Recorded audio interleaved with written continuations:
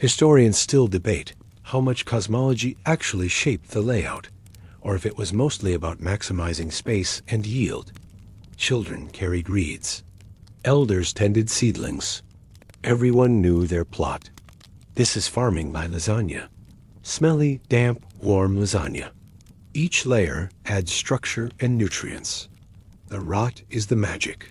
Chinampas are usually rectangular, about 30 feet wide, and maybe 100 to 300 feet long. The spacing between them is intentional, allowing just enough room for a small boat to glide through. The canals aren't an afterthought. They're the roads of this floating city.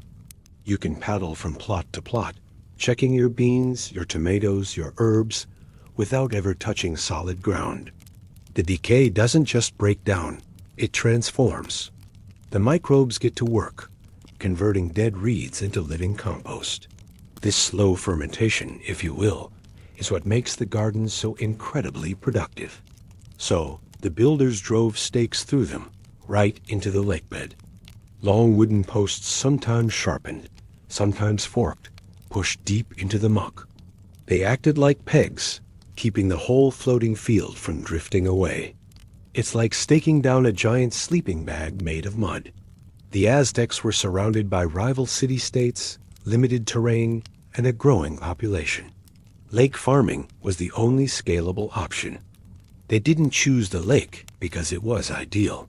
They chose it because it was there. You didn't just build a chinampa, you had to bless it.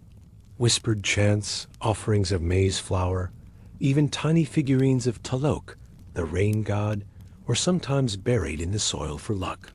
You weren't just growing crops. You were inviting the gods to cooperate. Think of it as ancient organic sludge.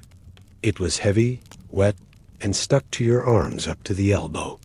Mixed with decaying lake vegetation and more reeds, this layer became the foundation for the soil that would feed a civilization.